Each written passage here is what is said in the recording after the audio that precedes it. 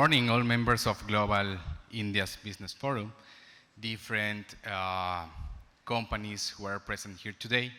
As the Embassy of the Plurinational State of Bolivia, we want to present our country profile and investment opportunities.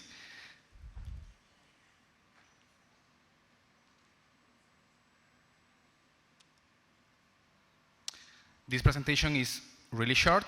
It's divided in 3 steps, and the main one is an overview of Bolivia, because yesterday night we have a short dinner with many of you, and we're asking where exactly it's located. Well, Bolivia is the country that is exactly in the center of South America, and that's beneficial in many senses. Why? Because you are around 5 countries who are Peru, Chile, Brazil, Paraguay, and Argentina. It means the potential of investments in Bolivia helps you to redistribute in all those other countries. Bolivia's capital is the highest city all around the world. It's the only city with, I don't know, really potential Olympic gamers, and including soccer players, as Messi never been able to win a game because the altitudes generate some complexities. On the other side, we have a lot of Ayurveda products. One of the main one is the coca leaf. The ones who consume coca leaves helps you to be comfortable in the altitudes of Bolivia, and we promote that natural medicine to all our first tourist visitors. Bolivia, as being in the center, has one quality also. That is, we can be part of different markets.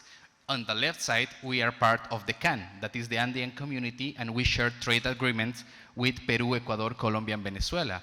And on the other side, we are also members of the Mercosur, that help us to have preferential trade access with Brazil, Uruguay, Paraguay, and Argentina. And this is special because not other countries are in both sides at the same time. Finally, and really important, is that Bolivia, since this 1st of January 2025, is also a partner associate of the BRICS. Bolivia gross domestic product, GDP, is around 42 billion, and mainly all of them is invested in mining investment, and gas exports are strong drivers. As I was saying, minerals or minings are one of the main ones. I'm going to start with gold, because the product that Bolivia exports more to India is gold. Gold is the second mining sector in Bolivia since 2023, exported 54 tons. That it's generating approximately 2,500 million directly and 60 million in taxes and royalties. India, as I said, is the first market, and interesting, the second one is United Arab Emirates, that all of you know mainly are led by Indian companies also. The production model is organized as cooperatives. I'm not going to stop in this, but it facilitates to all the potential investors, because the private sector has, I've been saying, these tax facilities when they start interactions with the cooperatives. So in the gold sector, I'm going to present in advance, but Bolivia exports 17 times more than what Indian exports to Bolivia, and that's a potential open market. For that reason, focus on gold. On the other side, on the negative one, many of you know what's Jindal Steel. Jindal Steel, it's a bit bad experience we had like 2 decades ago. Why? Because in 2007 we signed an agreement that says that they had to invest approximately 600 million to produce iron ore. Happens that for different reasons, mainly one, in 2014, Jindal was focused by the Central Bureau of Investigation for a filed case of more than 400 crores regarding irregular permission for consumption of coal expansion. And Jindal was so focused on defense themselves here for that case that they stopped the production of our steel in our country and was not in the capacity to complete that investment. For that reason, they presented a case in the International Court of Arbitration, in the International Chamber of Commerce, and but the court decided that Bolivia was right and the investments of Jindal was not complete, and for that they had to pay certain penalty. This is a really few and bad experience we had. However, apart of that, on the other side, we have really beneficial and nice experience that I'm going to start presenting now. Bolivia, years back, 100 years back, the main potential of Bolivia was silver. After that, we moved to gold. And nowadays, the main mineral in Bolivia is lithium. Bolivia is part of the lithium triangle that is composed by Bolivia, Chile, and Argentina. And the amount of lithium that is in this territory is the huge one in the world. It's located in also one of our main touristic places, which is the Uyuni salt flat. And in Uyuni, the deposit lifetime of all this lithium we have, it's for more than 97 years of lithium carbonate, 115 years of potassium chloride, 118 years of potassium sulfide.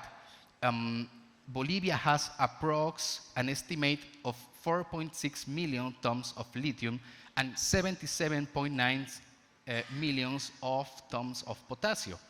All this in Bolivia is particularly special because, a difference of other countries, it's all in hands of Yacimientos de Litio Boliviano, that is a national strategic public company. A public company that in October 2019 received the National Institution for Transforming India, Niti Aayog, who visited Bolivia. So since that day, 2019, India is being focused and attracted of lithium of Bolivian exports. In advance of that, in November 2022, the Telangana State Mineral Development Corporation and ILB started negotiations. What happened after this is that one Hyderabad company went to Bolivia. Those are Almint Private Limited, and they signed in November 2023 an agreement for a pilot plant for producing cathode active minerals.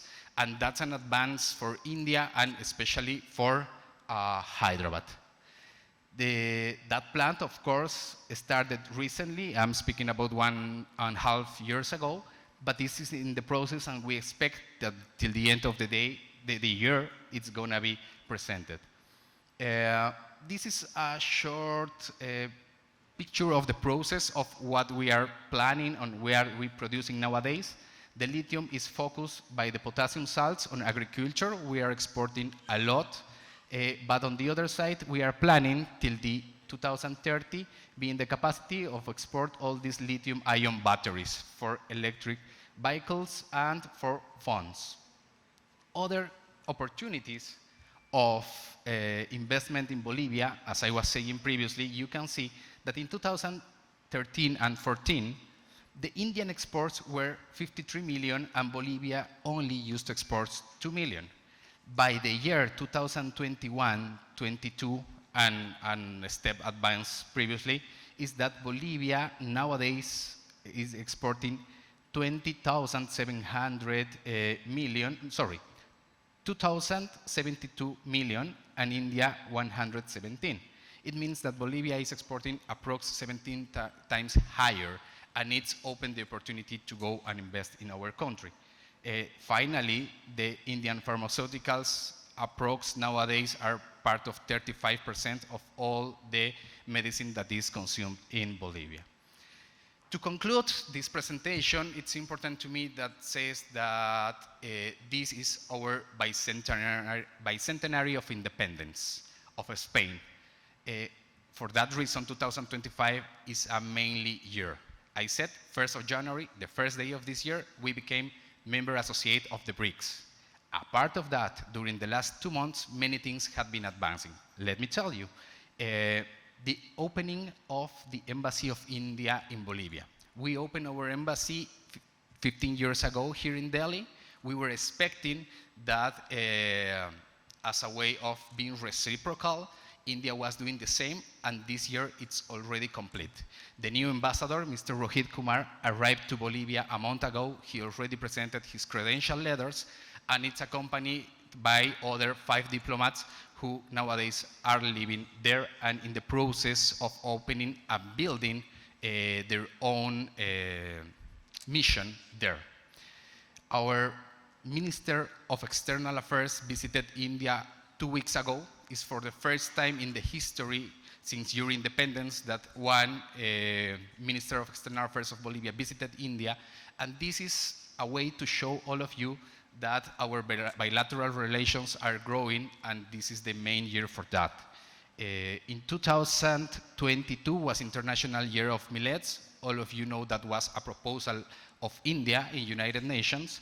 And in 2024 was the International Year of Camelids, that Bolivia, with one country more, were the ones who put that in the agenda, and it's helping us to export a lot of llama meat, textiles of camelids, between others. Finally, I was saying, this year it's running so fast, and 3 new memorandum of understandings has been signed in the first trimester of this year.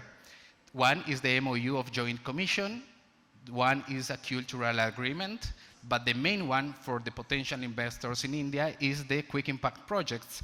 That means that Indian companies are going to have certain facilities to go and invest with the funds that these projects has during this and the next 4 years.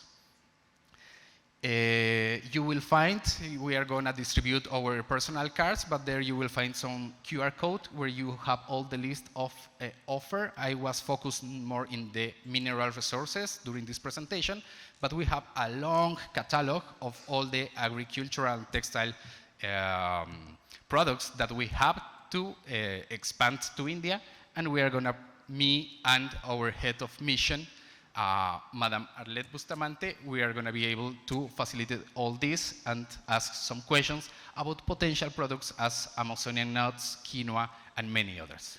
With that, thank you so much. Dhanyabad Bharat, Dhanyabad Dosto.